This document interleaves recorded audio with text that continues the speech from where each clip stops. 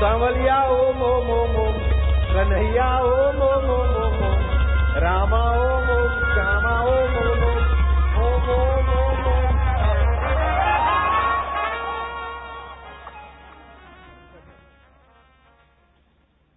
आ जाओ, जल्दी आ जाओ, बैठो। अभी आ जाओ टिन्नू मीनू, आ जाओ बेटे, आ जाओ। हाय हाय, क्या हाल चाल है, ठीक हो ना? आ जाओ। हरिओम। बापू के बच्चे नहीं रहते कच्चे हैं, बापू के बच्चे नहीं रहते कच्चे। लाओ इनको माइक दो।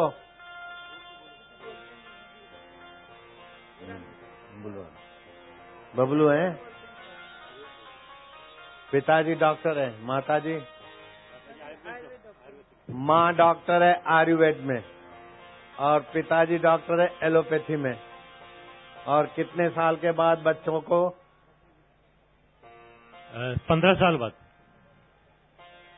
बापूजी के प्रसाद से बुलाना पड़ा है। 95 में शादी हुई थी, 2005 में दीक्षा ली थी। 2005 में दीक्षा लेने के बाद से ही सिम्टोमेटिक आराम आने लग गया था।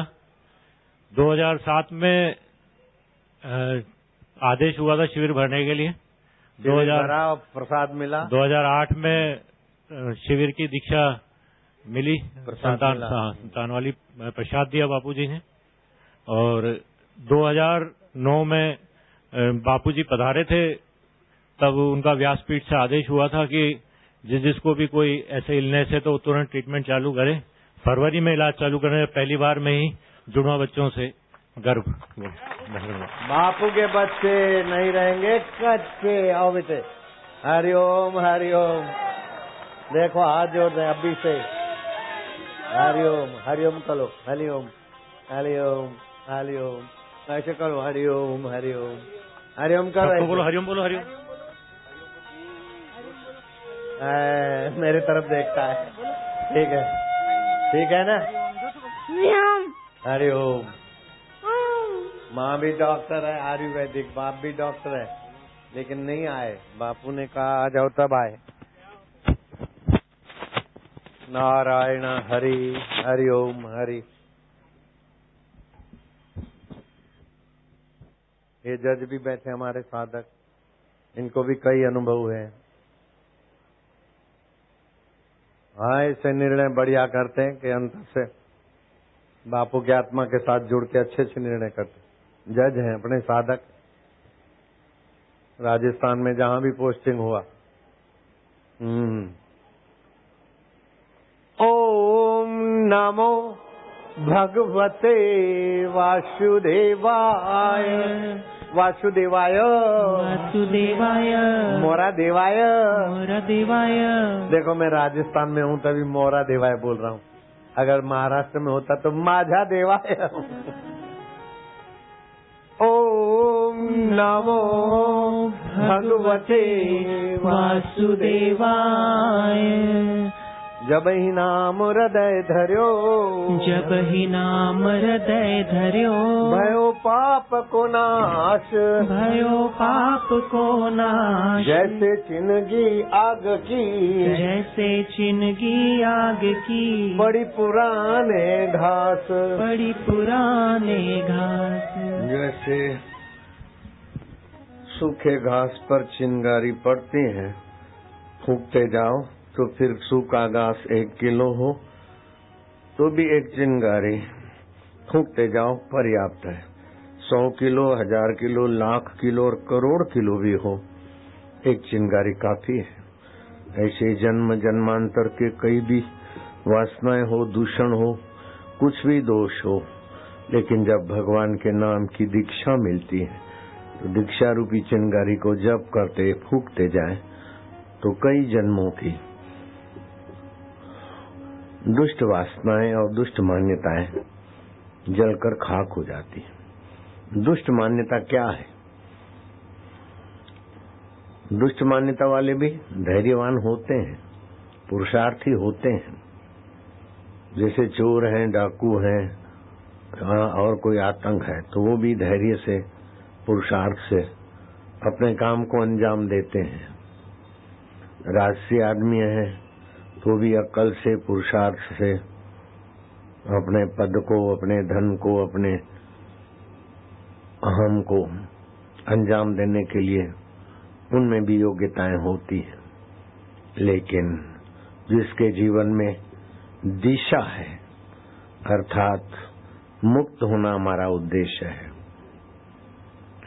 परमात्मा रस पाना हमारा उद्देश्य है, काम का रस, लोभ का रस, अहम का रस, ये प्रकृति के राज्य में पराधीन करने वाले हैं।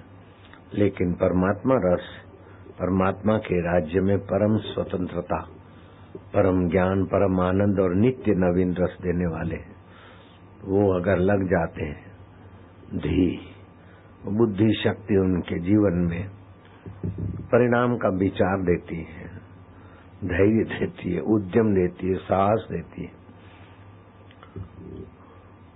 उद्यम, साहस, धैर्य, बुद्धि, शक्ति और पराक्रम षडेते यत्र वर्तन्ते तत्र देव सहायकृत। परमात्मा देव सहायता करता है। जो परमात्मा देव में विश्रांति पाते हैं, परमात्मा देव के नित्य विश्रांति, नित्य नवीन रस, नित्य सत्प्रेरणा में प्रवेश मिलना, ये बहुत बड़ी उपलब्धि है। और जो परमात्मा रस में, परमात्मा प्रेरणा में, परमात्मा देव में विश्रांति पाने का सौभाग्य पाना चाहते हैं, उनको दीक्षा और परमात्मा तत्व का ज्ञान, जिसको पाना है उसके विषय का ज्ञान तो चाहिए, और जिससे छूटना है उसका पोल खोलने वाला ज्ञान भी चाहिए। हमें विकारों से, जन्म मरण से, आकर्षणों से छूटना है, इसलिए विवेक चाहिए। सत्य क्या है, असत्य क्या है, नित्य क्या है, अनित्य क्या है, प्रकृति में फंसाने वाला क्या है और प्रकृति से पार करने वाला क्या है, ये सत्संग से मिलता है। श्री कृष्ण ने कहा, प्रकृति क्रियमाणानि गुणै कर्माणि सर्वशः अहंकार विमूढ़ात्मा कर्ता अहमिति मन्येत। होता तो प्रकृति में है, लेकिन पुरुषार्थ करके प्रकृति की उपलब्धियां अपने ऊपर थोपता है। मैं बड़ा राजा हूं, मैं बड़ा धनवान हूं, मैं बड़ा बुद्धिमान हूं, मैं ऐसा हूं, मैं ऐसा हूं। तो तेरी मैं के आगे कई ऐसी बड़ी बड़ी मैं हो चुकी है। मेरा इतना कल कारखाना है, मेरी इतनी सत्ता है, मेरा इतना ही है। तो बेटम जी, हिरण्याकश्यपु ने अपनी मैं को इतना बड़ा किया था कि सोने की हिरणपुर बनाया था। रावण ने अपनी मैं को इतना बढ़ाया बाहर की चीजों से कि सोने की लंका बना दी। तू न सोने की लंका बना सकता, न सोने की हिरणपुर बना सकता है।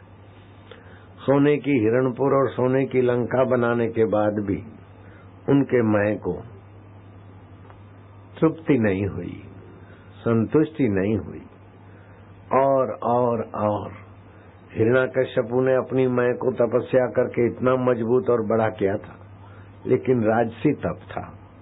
तामसी तप, राजसी तप, ये बाहर की दुनिया में भले बड़पन को ले आवे, लेकिन अंदर से आत्म संतुष्टि नहीं रहती। तुलसीदास जी ने क्या स्पष्ट कर दिया, बिनु रघुवीर पद जी की जरनी न जाई। परमात्मा पद के बिना जीवात्मा की प्यास जलन नहीं जाती।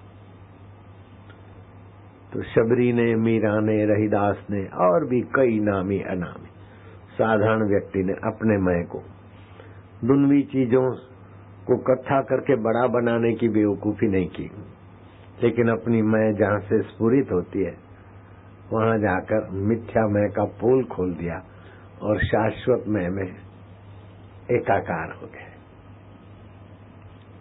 जैसे दादू दीनदयाल। अब दादू दीनदयाल जी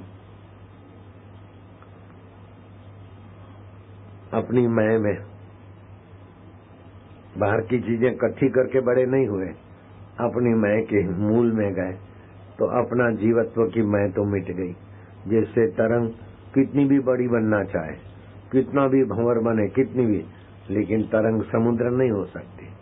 लेकिन तरंग अपनी पोल खोल दे कि तरंग नहीं हूं, मैं तो पानी हूं, तो अभी समुद्र है। सारे जहाज और सारी तरंगे उसी में है, अगर वो अपने को पानी जानती है तो।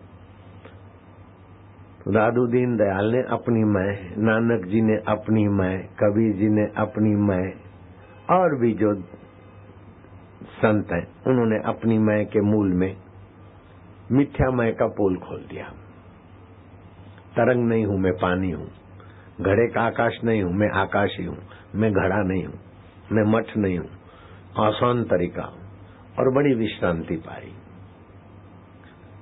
लेकिन ऐसे पुरुषों की यश जय जयकार देखकर पद, प्रतिष्ठा, ताकत दिखाने वाले अहम वालों को कभी कभी हमारे से ज्यादा इनकी प्रतिष्ठा कैसे, संत को ऐसा लोग मानते, कुप्रचार कराते।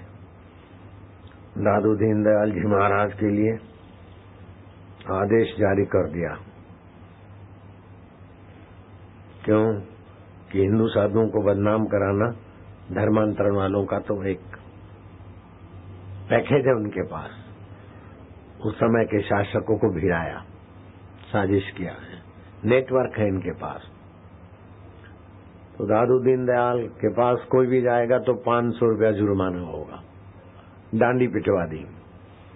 कोई भी संत दर्शन को जाएगा, संत के पास भीड़, सब समय बर्बाद होता है। जयराम जी की जैसे होली में पानी बिगड़ता है,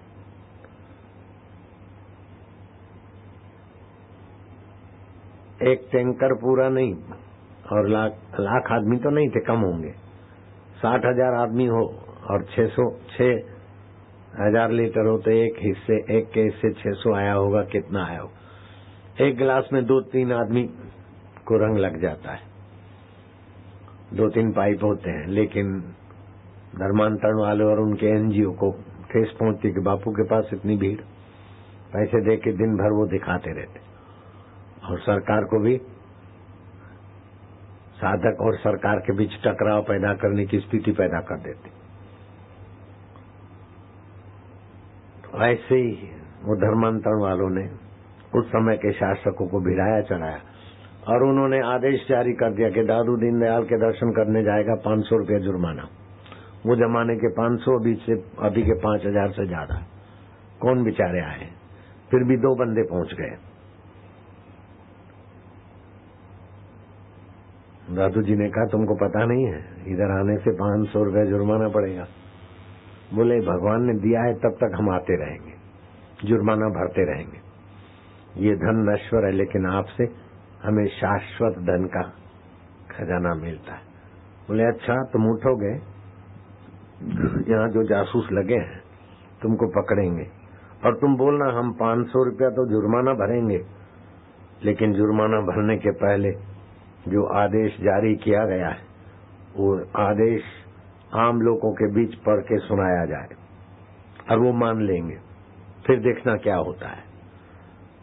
और आज दरबार भरी और 500 रुपया 2 व्यक्तियों के 500 जुर्माना है और ये आदेश पढ़ के सुनाया जाता है।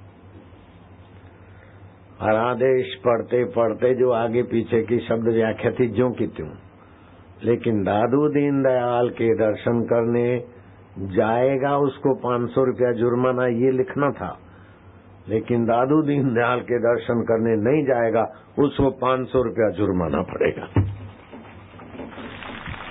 दादू जी अपने आत्मा में विश्रांति पा लिए, प्रकृति ने शब्द बदल दिए।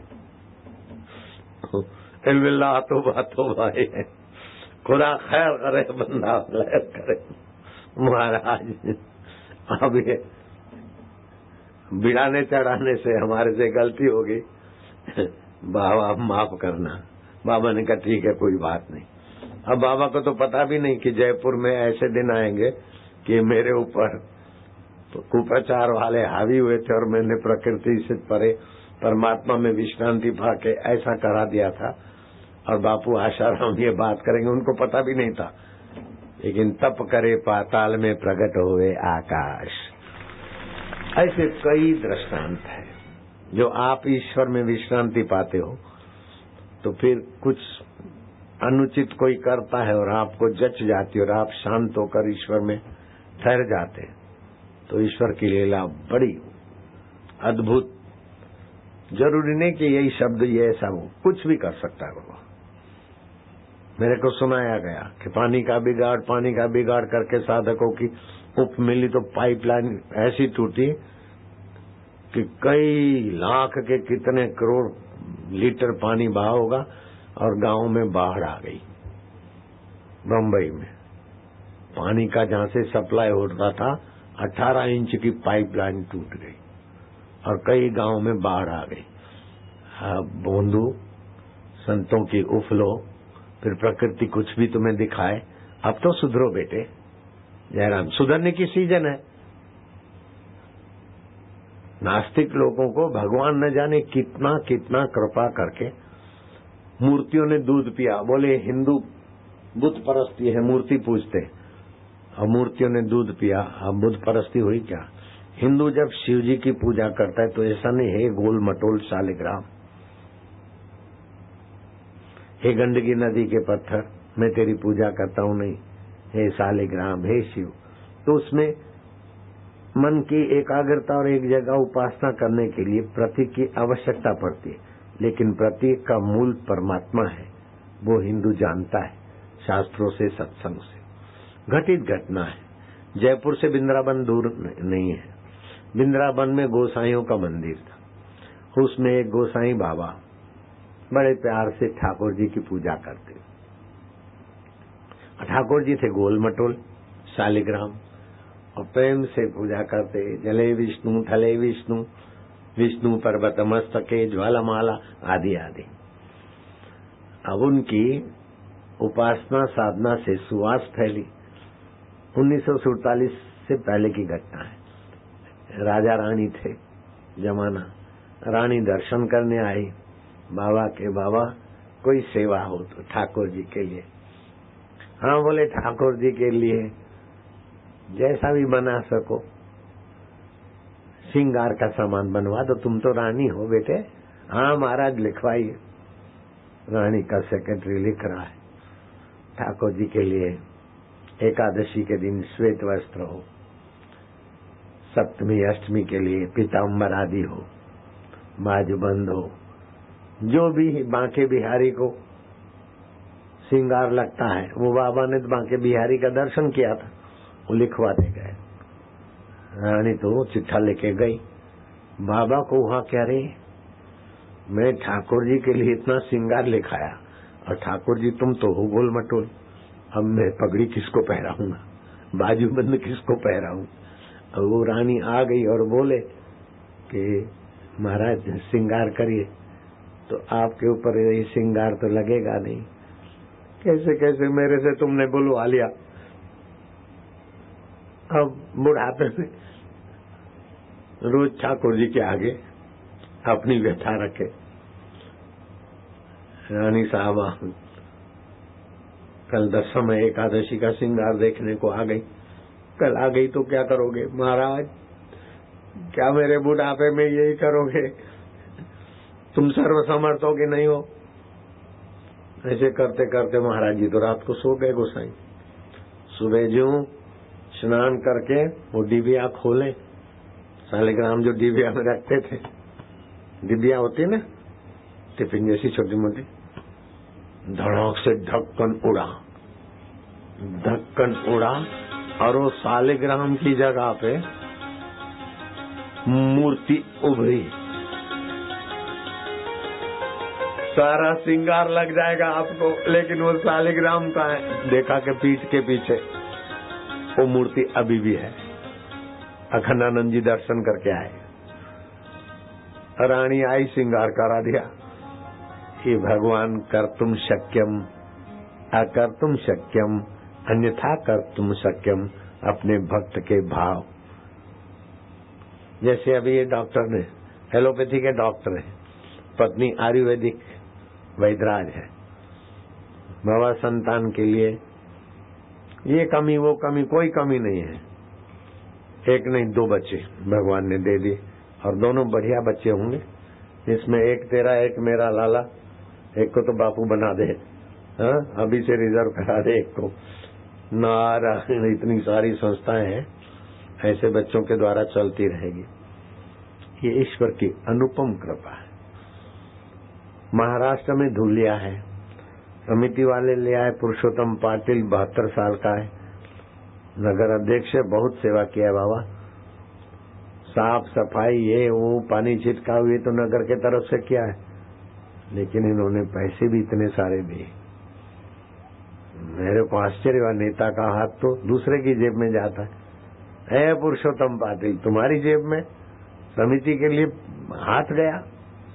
और आज से 18-20 साल पहले होगा शायद, 25,000 बड़े होते थे। शाहजहांनगर का नगर अध्यक्ष था धुलिया डिस्ट्रिक्ट में, 25,000 दे डाले। अभी जो खर्च होता है ना पंडाल का, उससे तो कम ही होता था। तो अकेले आदमी का 25,000। मैं क्या चाहिए, बोले संतान। 72 साल। मैं क्या अच्छा, आ जाना, सूरत में जाऊंगा, पति पत्नी आ जाना, बड़ को फेरे फिरे, प्रसाद मिला। 74 साल के हुए तो गोद में बालक लेके नासिक आश्रम में आए। अब जैसे इनसे मैंने बात की ऐसे उनसे कर लिया। फिर मैंने दूसरी जगह किया तो बैठे रहते हैं, अभी भी बैठे हैं कई लोग। कुछ बापू बोले तो उसको तोड़ मरोड़ कर फिर से नया बमंडल चालू करें। तो उन्होंने देखा कि शाहजहांनगर धुलिया डिस्ट्रिक्ट अपने आदमी भेजे अलग अलग रूप से, और पत्रकार और ये वो एनजीओ वाले बड़े सख्त, धर्मांतरण वालों के कई हथकंडे हैं। विदेशों से भी पैसा आता है और अपनी सरकार से भी पैसा निकलवाने में वो चालाक है। जो भी जाए तो उनको तो पुरुषोत्तम पाटिल भी दिखे और बालक भी दिखे। वो पुरुषोत्तम पाटिल आकर गदगद हुआ और ऐसा प्यार में आंखें गीली हो गई। बापू माला मूल के तो दिले पर इंटरनेशनल प्रसिद्धि दिल्ली आए बाबा, काहे आए बोले, इंटरनेशनल प्रसिद्धि मिल गई। कई देशों में मेरा सत्संग जाता रहता है और कहीं कहीं से फोन आते, कई लोग इंटरव्यू लेने आते। वो नेता था, नगर अध्यक्ष था, तो उसकी इतनी प्रसिद्धि हो गई कि बड़े बड़े वहां के एमएलए और एमपीओ को भी लोग नहीं जानते, इतना पुरुषोत्तम पाटिल को जानते। ये भगवान की कैसे, तुम भी जानने लग गए। लो, नारायण हरि हरि ओम हरि। शबरी भीलन के जमाने में कोई राजा होगा वहां, लेकिन उसको कोई नहीं जानता। शबरी भीलन को हम लोग सभी जानते। तो ईश्वर शाश्वत है, ईश्वर नित्य है और जीव का अहम काल्पनिक है। मैं जज हूं, मैं डॉक्टर हूं, मैं बापू हूं, मैं फलाना हूं, ये कल्पना है। मैं हूं जहां से उभरता है वो वास्तविक शुद्धि। तीन मैं होता है, एक शूद्र मैं होता है। मैं मारवाड़ी हूं, राजस्थानी हूं, जयपुर का हूं, माई हूं, बाई हूं, फलाना हूं, फलानी हूं, इतने पैसे वाला हूं, इतने दुख सुख वाला हूं। ये शूद्र मैं है, तुच्छ मैं है, जीव का मैं। दूसरा होता है मैं प्रभु का हूं, प्रभु मेरे। शरीर तो पांच भौतिक है, शरीर तो माया का है, ये सब प्रभु की लीला, मैं तो प्रभु का हूं। वो भावनात्मक मैं होता है। तो प्रभु कौन से बोले, शिव जी का हूं, कोई बोलेगा राम जी का हूं, कोई बोलेगा अल्लाह का हूं, कोई बोलेगा गॉड का हूं। ये भावनात्मक मैं। लेकिन जब सत्संग मिलता है तो तुम पंच भौतिक शरीर नहीं हो, तुम मन नहीं हो, बुद्धि नहीं हो, अहम नहीं हो, इन सब को जानने वाले साक्षी हो, चैतन्य हो। तुम आत्मा हो और आत्मा और परमात्मा का संबंध अविभाज्य है। जैसे घड़े के आकाश का संबंध महाकाश से अभिन्न है, तरंग का संबंध पानी से अभिन्न है, ऐसे ही जीवात्मा तुम्हारा संबंध परमात्मा से अभंग है। तुम्हें परमात्मा बनाना नहीं है, तुम्हें परमात्मा के पास जाना नहीं है, तुम्हें जगत बदलना नहीं है, तुम्हारे लिए परमात्मा दूर नहीं है, दुर्लभ नहीं है। तुम अपनी असली मैं को खोजोगे तो असली मैं तुम्हारा परमात्मा है। परमात्मा की सत्ता से ही तुम्हारा नकली मैं दिखता है।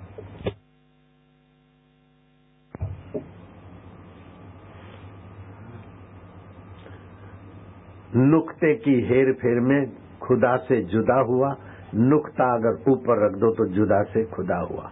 उर्दू लिखते हैं ना, सिंधी लिखते हैं, उर्दू लिखते हैं तो जुदा लिखते हैं तो बिंदी नीचे लगती है, और नीचे की बिंदी उठाकर ऊपर लगा तो खुदा हो गया।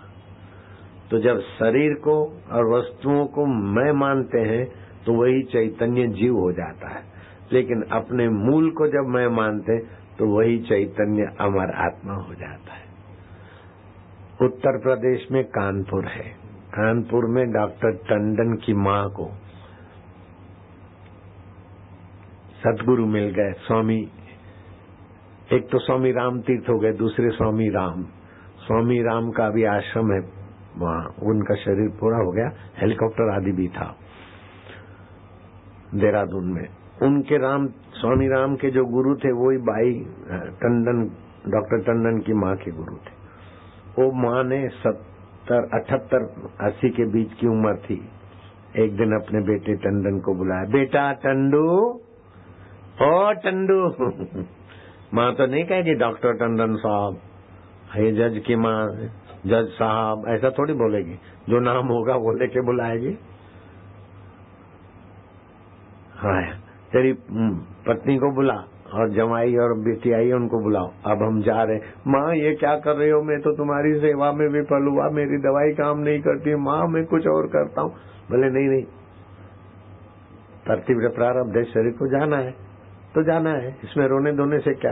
बहू आई, जमाई आया, देखो असली मैं को जानो, आत्मा अमर है, शरीर में बीमारी तंदुरुस्ती होती रहती, मन में दुख सुख आता रहता है, बुद्धि में राग द्वेष होता रहता है, लेकिन उस सबको जो जानता है ना वो मैं हूँ। मुझे अब कहीं भगवान के पास जाना नहीं है और किसी के गर्भ में भी नहीं जाना है। वो मैं चैतन्य हूँ। जैसे घड़े का आकाश महाकाश, ऐसे आत्मा ब्रह्म है। ओम चैतन्य ओम आनंद ओम शिव ओम। नहीं सासू माँ हम नहीं जाने देंगे। बहू रानी ठंडू ये क्या करती, अब तेरा रुदन और तेरे ये ममता मेरे को बांधेगी नहीं। मेरे को गुरु प्रसादी ठीक से समझ में आ गई। तुम भी उसी को पालो। असली मैं चैतन्य है, अमर है, आत्मा है। उस असली मैं को तो भगवान भी नहीं मार सकते। भगवान में और जीव में क्या फर्क है? घड़े में आया हुआ आकाश अपने को घड़ा मानता है तो जीव हो गया। मठ में आया हुआ आकाश, कांच के महल में आया हुआ आकाश अपने को आकाश मानता है तो अंदर बाहर का जानता है वो ईश्वर। लेकिन घड़े का आकाश और कांच के महल का आकाश दोनों एक है। ऐसे दोनों को एक रूप जानता है वो ब्रह्म है। जीने की वासना, करने का राग, किसी से द्वेष तो जीवत्व। लेकिन राग द्वेष मन में होता है, चिंता चित्त में होती है, बीमारी शरीर में होती है। उन सबको जानने वाला ज्योति स्वरूप चैतन्य आत्मा ज्ञान स्वरूप सो हम, श्वास अंदर जाए तो सो, मारा है तो हम। ये साधना करो, अपने में स्थिति करो, ज्ञान भजन उपदेश। लेकिन बेटी दामाद नहीं, माँ तुम नहीं जाओ। अब देखो ज्यादा बात करने का समय नहीं है। टंडू जानते थे कि माँ की बुलंदियां हैं, संकेत किया माँ जो आ गया जाओ। मैं कुंडा बंद नहीं करूंगी, नहीं तो तुड़वाना पड़ेगा। 1 घंटे के बाद दरवाजा खोलना, शरीर की जो यात्रा है वो करवा लेना। लेकिन माँ मर गई, माँ क्या होगी, चिंता मत करना। जो मरता है वो अज्ञान के कारण शरीर को मैं मानता तो मरता जन्मता रहता। जिसने आत्मा को मैं जान लिया उसका मौत क्या है। संत मरे क्या रोइए जाए अपने घर, जा मरने ते जग डरे मेरे मन आनंद। कब मरिए कब मिलिए पाइए पूर्ण परमानंद। जाओ बेटे। सब गए उल्टे पैर, दरवाजा मां ने कुंडा नहीं लगाया, बैठ गई।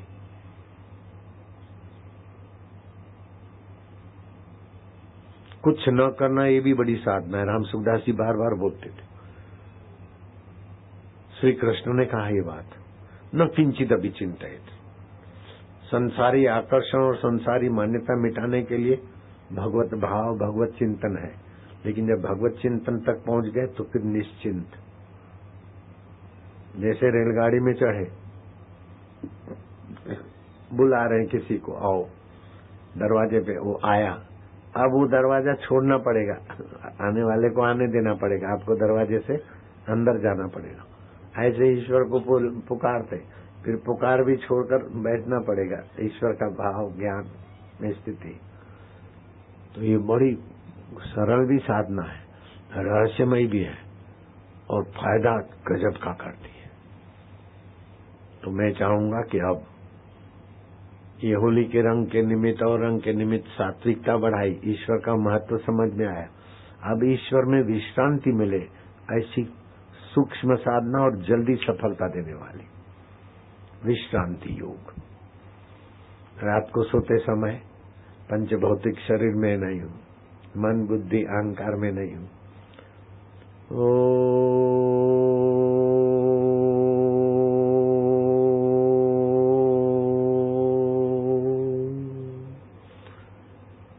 तो हरिओम का ह अथवा ओम का आ और आखिरी म, ये लंबा उच्चारण करोगे तो बीच में संकल्प विकल्प नहीं होगा, माया नहीं रहेगी। अगर 10 मिनट ये साधना तुम शुरू करते हो, 10-15 मिनट करो तो लंबा सांस लो।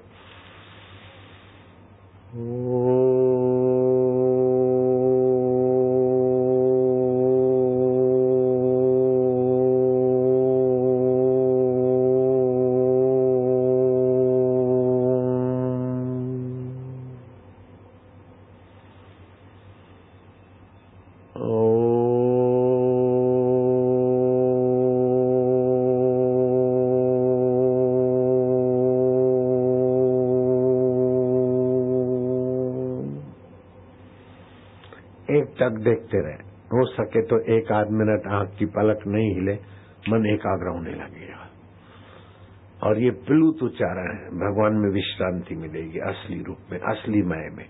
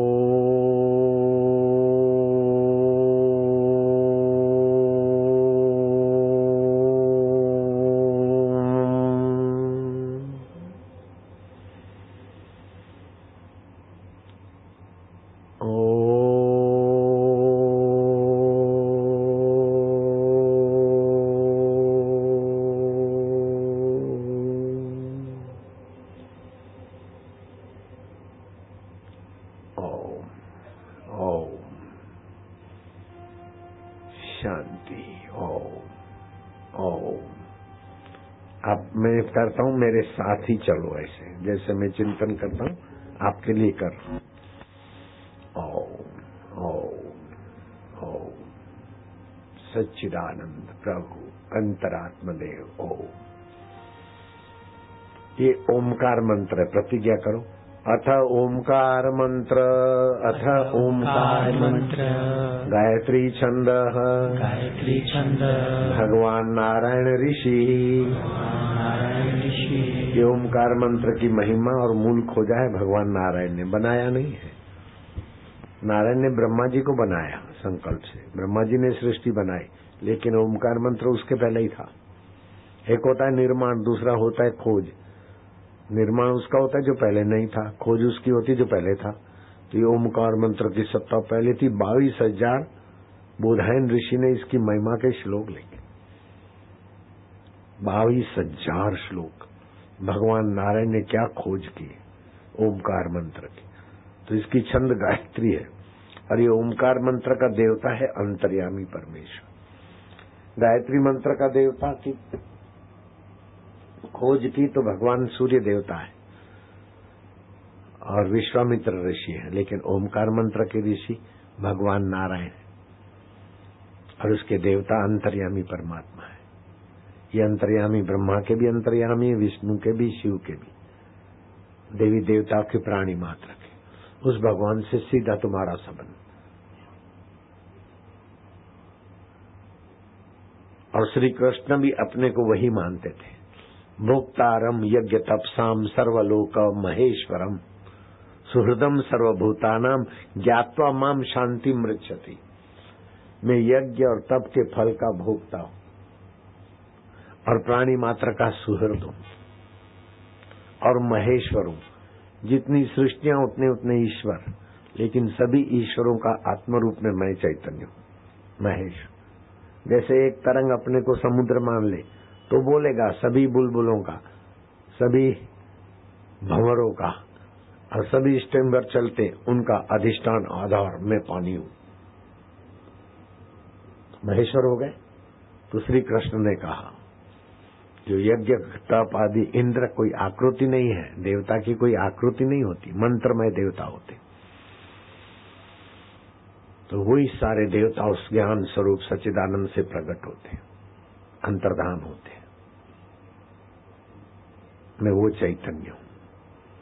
तो बस ओम ओम ओम ओम होठों से जपा, फिर हृदय से जपा 2-3 मिनट, फिर कंठ से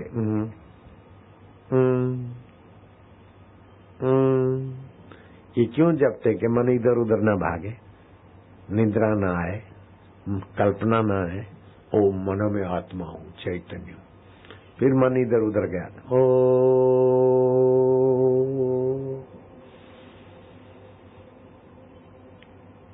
ईश्वर की और पुस्तक रखी साथ में, जीवन रसायन पुस्तक रखी, भगवत गीता रखी, तत्व ज्ञान वाली। भगवान में विश्रांति पाते जाओ। बहुत सरल तरीका है और बहुत सामर्थ्य प्रदायक। अब की बिछड़ी कब मिलेगी, जाए पड़ेगी दूर। मनुष्य जीवन में बुद्धि अगर परमात्मा में जहां से स्फुरित होती, उसमें विश्रांति नहीं पाई तो कब मिलेगी। ये नहीं सोचना कि कहीं जाऊंगा तब भगवान मिलेंगे, अथवा 2 भुजी अथवा चतुर्भुजी भगवान आएंगे। वो भगवान भी आएंगे तो बोलेंगे हमारी कृपा से तुमको देव ऋषि नारद का सत्संग मिलेगा, राम सुखदास जी का सत्संग मिलेगा, आशाराम बापू का सत्संग मिलेगा।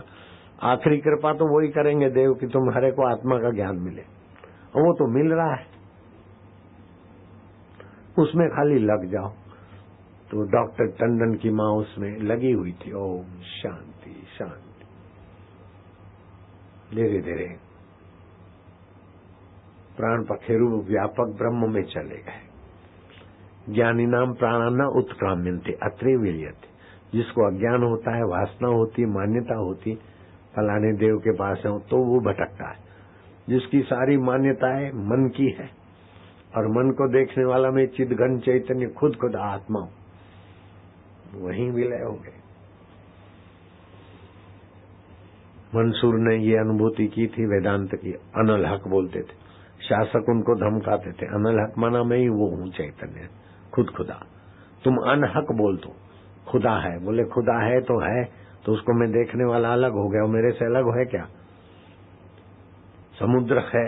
नहीं, मैं ही समुद्र हूँ, मैं तरंग नहीं हूँ, महाकाश हूँ, घड़ा नहीं हूँ। बोले तो मैं शूली पे चढ़ा दे। बोले काहे चढ़ा दो? और दुष्टों ने मंसूर को शूली पे चढ़ा दिया, लेकिन अनहक के बदले अनहक नहीं बुलवा सके। सुकरात को जहर पिला दिया, जहर पिया, शरीर पर असर आई, लेकिन मुझे कौन मार सकता है? मैं तो मौत को भी जानता हूं। तो आपको मौत का बाप भी नहीं मार सकता और भगवान भी नहीं मार सकते। आप वो चैतन्य है, आत्मा है, लेकिन पता नहीं अपने आत्म महिमा का। तो मरने से डरते हो, दूसरे को डराते हो, दुखी होते हो, दूसरों को करते हो, नासमझी रखते हो और दूसरों की नासमझी बढ़ाते। तो वे बिल्कुल विपरीत है ईश्वर के रास्ते, अल्लाह के रास्ते, गॉड के रास्ते से। ईश्वर है सत्य, ईश्वर है चेतन, ईश्वर है आनंद। तो सत्य कभी मरता नहीं। चेतन है तो ज्ञान स्वरूप है। बुद्धि बदलती उसको भी तुम जानते हो, मन बदलता है उसको भी तुम जानते हो, नहीं जानने को भी तुम जानते हो, ये नहीं जानता हूं। तो जानकारी बुद्धि तक है, लेकिन न जानने को भी जानते हो ना। तो तुम नित्य ज्ञान स्वरूप हो, नित्य चैतन्य हो, नित्य अमर हो। देखा तो माँ उस नित्य तत्व में मानो अभी अभी बात करेगी, इतना माँ का शांत सौम्य स्वरूप था। माँ की शमशान यात्रा विधि कर दी, अभी भी कमरे में जाते तो मानो माँ की उस सात्विक वाइब्रेशन। वो कमरा नहीं, तीर्थ है। जैसे टीबी का मरीज मर जाता है और फिर उस कमरे को धोवो, पोता करो, ये करो, फिर भी उस कमरे में कोई रहता है तो उसको टीबी की असर हो जाती। अब टीबी तो नश्वर बीमारी है, लेकिन ये तो शाश्वत। इसी से तीर्थी कुर्वंती तीर्थानी, जो आत्म तीर्थ में स्थिति करते वे पुरुष जहाँ रहते वो भूमि तीर्थ हो जाती, जिस पर नजर डालते हुए धर्मात्मा हो जाते। इसीलिए कबीर ने कहा, तीर्थ नाए एक फल, संत मिले फल चार, सतगुरु मिले अनंत फल, जिस फल का अंत न हो। तो जिन्होंने अनंत फल पाया है वो दूसरों को उधर ही ले जाते। शराबी शराब बनाने का, जुआरी जुआरी बना देगा, देवता देवत्व ला देगा, दैत्य का संग करो तो दैत्य के संस्कार ले। ऐसे आत्मा परमात्मा को मैं रूप में जानने वाले नित्य नवीन रस में तृप्त महापुरुष तुम्हारे जीवन में नित्य आनंद, नित्य नवीनता ले आएंगे। इसलिए सत्संग की महिमा भारी है। तीर्थ नाए एक फल, संत मिले फल चार, सतगुरु मिले अनंत फल, कहत कबीर विचार। मैं तो जयपुर समिति और जयपुर के आसपास वालों को, समिति वालों को 10-10 बार धन्यवाद दूंगा कि खूब व्यस्त कार्यक्रमों में भी इतना हाथाजोड़ी करके आखिर होली का रंग तो शरीर को लगेगा, रोग प्रतिकारक शक्ति बढ़ेगी, मन प्रसन्न होगा, लेकिन उस निमित्त आत्मा परमात्मा का रंग जो लग रहा है उसका तो कीमत कोई चुका नहीं सकता।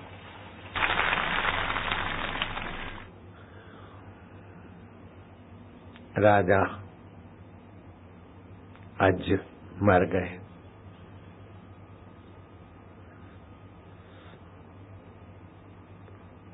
उसके कुल खानदान में राजा जनक ने सत्संग करवाया तो एक सांप चलता हुआ यूं आया।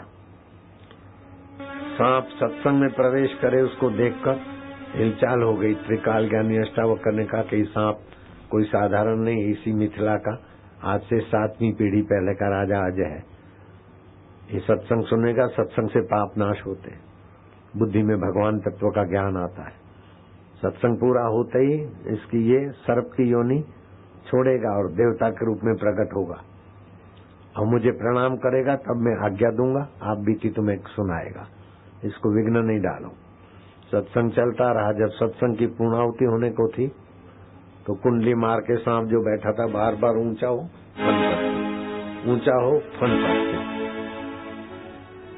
किसी कंकड़ पत्थर पर फन टकराई, मुंह से खून निकला, उसकी जीव रूपी ज्योति देवता के रूप में प्रकट हो गई। जनक का माथा सूंघा, अष्टावक्र को प्रणाम किया, स्तुति की। अष्टावक्र ने कहा, मैं तो जानता हूँ तू इसी मिथिला का सम्राट, आज राजा है, लेकिन तू आप बीती मेरे सत्संगियों को सुना। तब वो बोलता है कि भाइयों, इतिहास में सुना होगा, आज से 7वीं पीढ़ी था, राजा अज हो गया, वो अभागा आज मैं हूँ।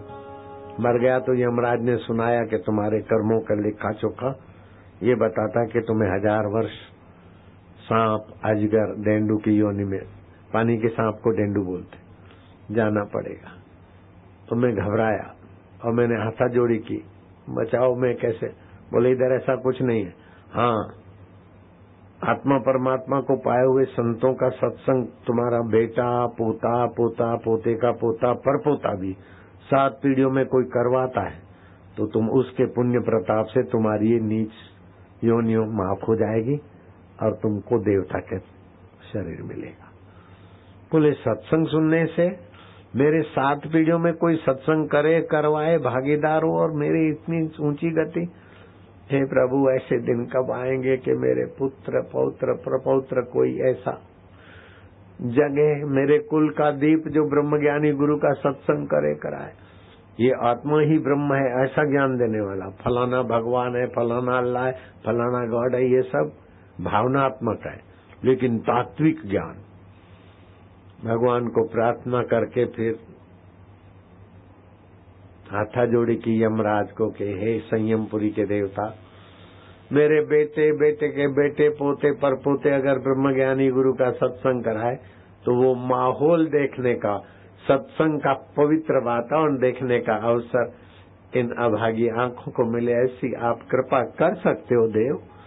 यमराज प्रसन्न हुए, बाढ़म बाढ़म, बढ़िया बढ़िया, साधो साधो, तुम्हारी सीधी साधी मांग है, एवं अस्तु, ऐसा ही होगा।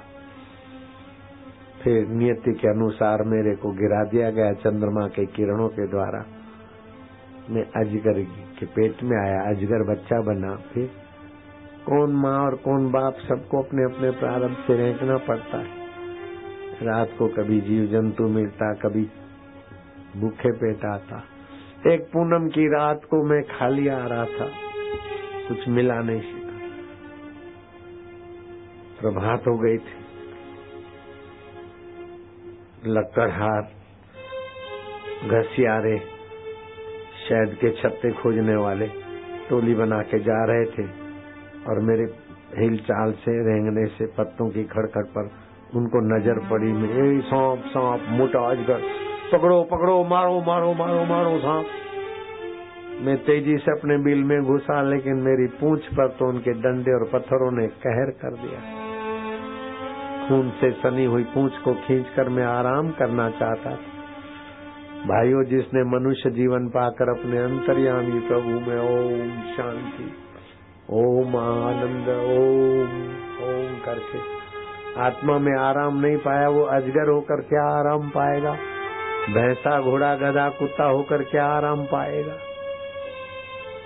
वे लोग अभागे हैं जिनके जीवन में गुरु दीक्षा नहीं है, भगवान के साथ संबंध जोड़ने वाला सत्संग नहीं। मेरे पूंछ की गंध से, खून की गंध से जंगल की कीड़ियों की कतारें चली और मुझे नोचने लगी, काटने लगी। मैं छटपटाने लगा। एक दिन, एक रात, दूसरा दिन, दूसरी रात, तीसरा दिन, चौथे दिन की प्रभात तो मेरे लिए महा मुसीबत में मूर्छित हो गया। एक एक पल मेरे लिए बहुत असह्य थे। सुख भोगते समय तो कई चमचागिरी करते थे, लेकिन दुख तो जीव को अकेला भोगना पड़ता है। छटपटाता रहा। 7वें दिन मेरा दम निकला। ऐसे 250 साल मैंने कई योनियों में दुख भोगे। आज मेरे जनक का भला हो, अष्टावक्र मुनि को प्रणाम हो कि मुझे ब्रह्म ज्ञान का सत्संग देकर सदगति कराई। इतने में पुण्यशील और सुशील पार्षद आए। बोले महाराज, हम तो अपना काम अपनी सूक्ष्म दृष्टि से ही करते, जैसे टीवी, रेडियो, चैनलों के कई व्यवसाय आंखों से देखेंगे नहीं। डालडा का डब्बा ला के रखो तो भी नहीं देखेगा। रिजेक्ट टीवी लाके रखो कनेक्शन बिना की तो भी नहीं दिखेगा, लेकिन सैटेलाइट से जोड़ने वाला यंत्र के साथ की टीवी सब दिखा देगी, फलानी चैनल फलाना ये उत्पाद ये हो रहा है। ऐसे उससे भी ज्यादा सूक्ष्म है। ये तो टीवी पकड़ लेती है, वो मशीनें नहीं पकड़ती। ऐसी दुनिया चलती, इसको आदिदैविक जगत बोलते हैं। गुरु दीक्षा मिलने से आदिदैविक जगत में और आध्यात्मिक जगत में साधक की गति हो जाती, इसलिए गुरु दीक्षा बड़ी उपलब्धि। कई ताले खोलने वाली एक ही कुंजी होती। इसीलिए शिव जी ने कहा, गुरु मंत्र मुखे यस्य तस्य सिद्धि न अन्यथा, गुरु लाभात सर्वलाभो गुरुहीनस्तु बालिशा। गुरु मंत्र जिसके जीवन में है, गुरु भी आत्म साक्षात्कारी होना चाहिए। ऐसा नहीं कन्या मन्या कुर्र, तुम मेरा चेला मैं तेरा गुर्र, भला बांधू बला बांधू भूत बांधू प्रेत बांधू डाकिनी बांधू शाकिनी बांधू हुर्र, ये नहीं, आत्मरामी। पुण्यशील सुशील ने कहा, महाराज आप आत्मरामी संत हैं, आपकी आज्ञा चाहते हैं। हाथ के संकेत से उन्होंने आज्ञा पाई। राजा अज को विमान में बिठाकर ले जा रहे हैं। जनक की जहां तक नजर पड़ती थी उनको विदाई दी। आपके घर भी कोई आ जाए तो 4 कदम चलकर उसको विदाई दो, ये गृहस्थी का पुण्य और यश बढ़ाने वाला है। कोई भी घर में आए मेहमान यथा योग्य, ऐसा नहीं कोई डकैत आ जाए और आप तिजोरी की चाबियां दिखा दो, ऐसा नहीं। लेकिन कोई आ जाए तो प्रेम से 2 बातें कर लो, 2 घूंट पानी पिला दो, कुछ खाने को दे दो, उसको ऊपर बैठा के आप नीचे बैठ जाओ। 2-5 मिनट का खेल है, तो सम्मान दो, मान की दाता बनो। कोई फूल हार ले आते ना तो मैं पहनूं ना तो मुझे अच्छा नहीं लगता, सामने वाले को पहराता तो मुझे बड़ा आनंद आता है। मान लेने की चीज नहीं है, मान देने की चीज। सुख लेने की चीज नहीं, सुख बांटने की चीज है, तो परमानंद प्रकट हो जाएगा। सासू है तो बहू को सुखी कर, बहू है तो सासू को सुखी कर, देरानी जेठानी को, पड़ोसी पड़ोसी को। दूसरा सुख दे, भिखारी मत बनो, आप ही दो सुख। दूसरा मान दे, आप भिखारी नहीं बनो, आप ही दो मान। तो आपके अंदर सुख और मान प्रकट होगा अंदर से। कुछ भी होता है तो मैं बोलता हूँ, बाबा ये तो समिति करते, लोग करते, अपने तो मुझे तो आनंद रहता है। मैं सब बापू तो मुझे तो मुसीबत हो जाए, अपना मैं शुद्र हो जाएगा। डांट तो अपना मैं महान ही है मूल। राजा जनक ने अष्टावक्र को कहा, गुरुजी आप ब्रह्मज्ञानी संत भी और योगी भी हैं, मुझे योग विद्या सिखाओ कि मेरे कुल खानदान के जो लोग भी स्वर्ग में पहुंचे मैं उनको मिल के आऊं। अष्टावक्र ने विधि बता दी। मैं भी ये विधि बता सकता हूं तुमको, लेकिन मैं तो ऐसी विधि बताऊं कि ये सब झंझट लगेगा, तुम सीधे ईश्वर के साथ मिल जाओ। मैं ऐसी विधि में ले जाना चाहता हूँ। सूक्ष्म शरीर से जाओ लोकांतर में, फिर वापस घुसने में भूल करो तो बोले बाबा ये तो मर गया। मैं ऐसी विधि खतरे वाली काय को दिखाऊं। जनक को विधि सीख के चले गए। मैंने बहुत साधु संतों का संग किया और बहुत सारी आध्यात्मिक ऊंची यात्राएं की है, कुंडली योग की भी साधना की है। और भी ऐसे बापूजी नहीं बनाओ, ऐसे बना होता तो कुप्रचार का वाले उखाड़ के किनारे कर देते, पब्लिक कम हो जाती। लेकिन जितना मेरा कुप्रचार करेंगे उतनी गहरी नींव घुसेगी, मेरी ऐसी साधना है। नारायण हरि नारायण हरि।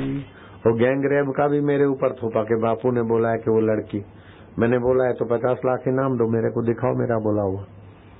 नहीं दिखा पाते, 50 लाख लेने को आ जाओ, अरबों रुपए का फलानी जगह है, 1 करोड़ ले आओ, 10 लाख वो ले लो, अभी तक नहीं आए। तो उन्हीं को मुंह की खानी पड़ती। बापू ने गोली लगवाई, साबित करो, सब मुंह की खानी। 4.5 साल से न जाने कितने आरोप बनाते लगवाते। राम सुखदास जी ने तो अन्न जल छोड़ दिया, लेकिन मैं तो उनकी छाती पर मूंग पीसता हूँ और उन्हीं के मूंग उनको दाल बना के खिलाए, खाओ बेटे। जिंदगी के बोझ को हंसकर उठाना चाहिए, हंसकर उठाना चाहिए। राह की दुश्वारियों पे मुस्कुराना चाहिए, मुस्कुराना चाहिए। मुस्कुरा के गम का जहर, मुस्कुरा के गम का जहर जिनको पीना आ गया, ये हकीकत है कि जहाँ में उनको जीना आ गया। हरिओम ओम ओम ओम ओम। प्रभु जी ओम ओम, प्यारे जी ओम ओम, मेरे जी ओम ओम ओम ओम ओम ओम ओम ओम ओम ओम, आनंद ओम, माधुर्य ओम ओम ओम ओम ओम ओम ओम, बम भोले। काई लगे हरण लगे न फटकड़ी, रंग चोखो आवे भाया। बोले मौज में लोग ताजुब करते कि ये कैसे बापू, इतना कुप्रचार, इतना वो चल रहा है, इतनी ये सारी जवाबदारी, इतनी संस्था है, कभी उदास नहीं देखे।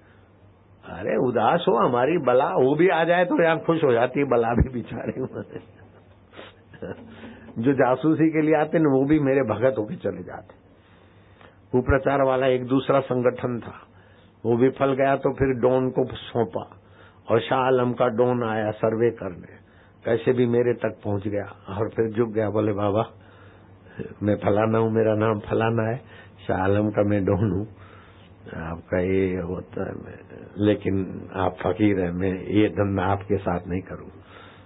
जाके उनको डांटा तो बोले बापू के पास क्या जादू है, जो जाता है उन्हीं का हो जाता है। बोले ये जादू है मेरे पास, जो जाता है उनका ऑडिट करने के लिए तो हम सुपारी लेके उन्हीं का हो जाता है। मैं सब में वही देखता हूँ, ईश्वर अल्लाह तेरे नाम सबको सम्मति दे भगवान। तो प्रेम भी तो कुछ ताकत रखता है ना। नारायण हरि, हरि ओम हरि। जनक स्वर्ग में गए तो यमराज ने कहा तुम सीधे स्वर्ग में तो नहीं जा सकते हो, स्वर्ग तो इधर है, यहाँ 80 नरक, रौरव नरक, कुंभीपाक नरक होते हुए मेरा दूत आपको पीछे के छोटे दरवाजे से स्वर्ग में ले जाएगा, क्योंकि तुमने सत्संग का प्याऊ खोला है, इसलिए हम सहयोग करेंगे। अच्छे आदमी को अच्छे लोग मदद करते, दुष्टों को दुष्ट मदद करते, अच्छों को अच्छे मदद करते। एक प्राकृतिक नियम है, सजाति का एक दूसरे के प्रति मेल मिलाप हो जाता है। जो नरक में गए तो लोग त्राहिमाम, दुख कष्ट पीड़ा सही नहीं जाती, आक्रांत आए रे नारकीय जीव बिचारे।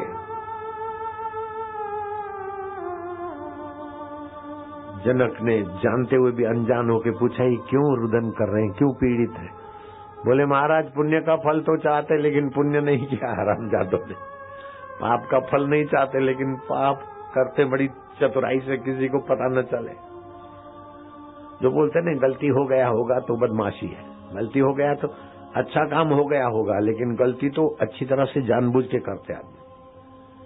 गलती हो गया होगा, जाने अनजाने गलती हो गया होगा तो माफ करना, मैं समझ जाता हूँ क्या हरामी है।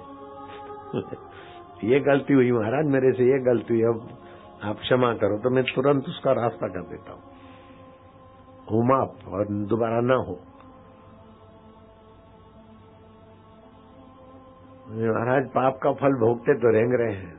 जनक राजा ने लंबी सांस ली, उसमें ओम, अपने ओम स्वरूप आत्मा में टिके और नजर डाली। जय हो जनक, जय हो जनक, तुम्हारी जय हो। नारकी जीव जय जयकार करने लगे, क्या है? बोले महाराज तुम्हारे आत्मविश्रांति की तरंगे उसको मिली, नारकी जीवों के पाप ताप कट गए। आप सत्संगी जनक नरक में जाते तो नारकी जीवों के पाप ताप कट जाते, शांति और आनंद का एहसास करते। अभी भी हम तो कलयुग के नरक में ही हैं, किसी को पेट की तकलीफ, किसी को घुटने की तकलीफ, किसी को सिर की तकलीफ, किसी को पत्नी की, किसी को पति की, किसी को पड़ोसी की, और महंगाई डाकण तो घर घर में नरक मचा रखी है, पॉल्यूशन और महंगाई। नारकी जीवन जी रहे, लेकिन सत्संग में आए तो महाराज नारकीय जीवन जीने वाले भी सत्संग में आए तो 2 दिन कहाँ बीत गए पता ही नहीं। आनंद आ रहा है, शांति आ रही है, मधुरता आ रही है। और इस शांति और मधुरता को खाली 2 दिन में ही नहीं, जब भी याद करोगे तो नारकीय वातावरण में से भी फिर स्वर्ग में आ जाओगे, ईश्वरीय सुख में आ जाओगे। तो राजा अज की ये कहानी सत्संग की महत्ता और आत्मज्ञान का महत्व दिखाती है। अब आपको दीक्षा लेने से जिनको फायदे हुए मैं हाथ ऊपर करूं। हो गया। मेरे साधक को हार्ट अटैक नहीं हो सकता क्योंकि दीक्षा के समय एक मैं मंत्र देता हूं जिससे हार्ट अटैक, हाई बीपी, लो बीपी नहीं होती, पीलिया नहीं होता, जॉन्डिस नहीं होता। पीलिया की बीमारी ऐसी खराब है, लीवर खराब हो जाती तो 26 लाख रुपए लेते और लीवर काट के कुटुंबी का फिट करते। फिर जिसकी लीवर कटी वो भी रोता रहता है, जो मरीज है वो भी बेचारा रोता है। इस मंत्र से लीवर 1-2 दिन में ठीक हो जाती। ऐसा मंत्र मेरे साधकों को देता हूं। मेरे जो सत्संग सुनते बाईपास सर्जरी कभी नहीं करवाना, लिक्विड मिलता है आश्रम में और दूसरे भी उपाय, ऐसे ब्लॉकेज खुल जाता है। पथरी का ऑपरेशन नहीं कराना, पथरी चट्टा पौधा है, 2-2 पत्ते खाना और खूब मिलता है। आज दोपहर को भी दिखाया था। अपेंडिक्स का ऑपरेशन नहीं कराना, कोष्ठ शुद्धि 2-2 गोली खाओ शाम को, कुछ दिनों में अपेंडिक्स ठीक हो जाएगा। 20 रुपए की गोलियों में अपेंडिक्स गायब।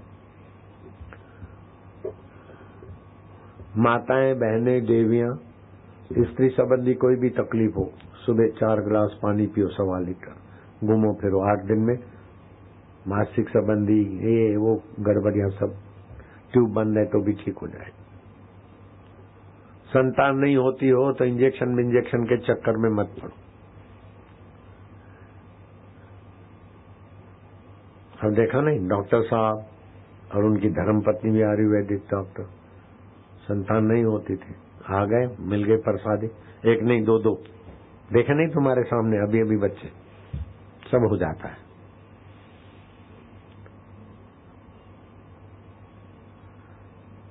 मानो न मानो तुम्हारा भाग्य जोरदार है कि सभी विषयों में आपकी ऊंची गति कराने वाला तुमको सत्संग मिल जाता है। बापू खाली सन्यासी होते तो वैराग्य की बात होती, खाली गृहस्थी होते तो संसार कीचड़ की बात हो, ब्रह्मचारी होते तो ब्रह्मचर्य की बात करते। लेकिन तुम्हारे बापू न जाने क्या क्या क्या क्या है कि सब कुछ खजाना तुम्हारे साथ। रेल की पटरियां भी बिछवा देते और रेलगाड़ी के मॉडल भी बनवा लेते, कैसे भी करके। मुझे बड़ी खुशी होती है उस बात की कि मेरे साधक जो दीक्षा लिए होते हैं, कोई मनमानी साधना 12-12 साल से करते, भगवानों को, अल्लाह को मानते, भले मानते हो, लेकिन 12 हफ्ते अगर दीक्षा लेके साधना करता है तो 12 साल वाले से मेरे साधक आगे पहुंच जाते। इस बात की खुशी है मुझे। पहले जैसे दुख में दुखी नहीं होते, सुख में पहले जैसे अहंकारी नहीं होते। मेरे साधकों को देखता हूं ना तो मुझे मेरे परिश्रम का कई गुना फल दिखता है। चीज वस्तु रुपया पैसा आपसे लेने की कोई जरूरत ही नहीं पड़ती, मुझे बड़ी प्रसन्नता मिलती। अरे बाप ने बीए पास किया तो उसको जो मजा है उससे बेटे के बीए पास में आनंद ज्यादा आता है। बापू ने साक्षात्कार करके जो आनंद लिया वो बापू के प्यारे जब करते तो बड़ा मजा है, आनंद है।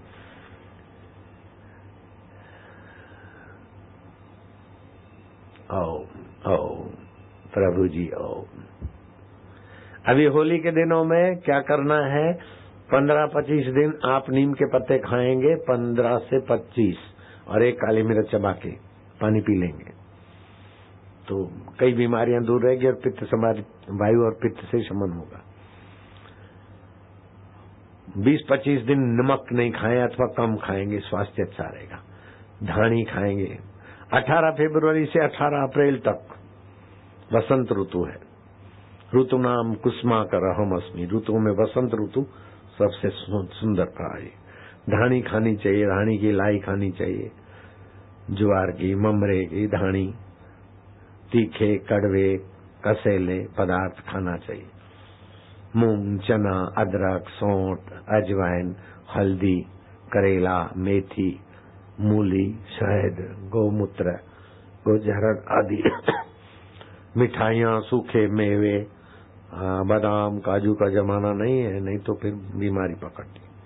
शीघ्र न पचने वाला दही सीधी नहीं खाए, मत के फिर खट्टी न हो ऐसी लस्सी पी सकते। रात्रि का जागरण इस सीजन में नुकसान करेगा। ज्यादा घी तेल चिकना वाला कपवर्धक न खाएं। सूर्य से पूर्व उठ जाएं और 7 बजे के पहले पेट साफ करने का काम कर लें। आसन प्राणायाम कर ले। सुबह 3 से 5 फेफड़ों में जीवनी शक्ति होती है, तो 4 से 5 के बीच प्राणायाम कर ले। और 5 से 7 जीवनी शक्ति आंत में होती है, तो पानी वानी पी ले 6 बजे 6:30 बजे, और सूर्य की किरणें ले लें। अपने आप शौच बोझ उपटन के स्नान करने इस सीजन में फायदा करेगा।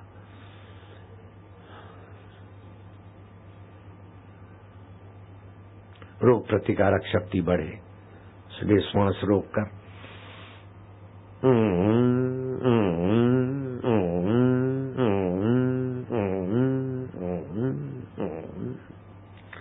ऐसा 2 बार करें तो ध्यान भजन और रोग प्रतिकारक शक्ति तो बढ़ेगी।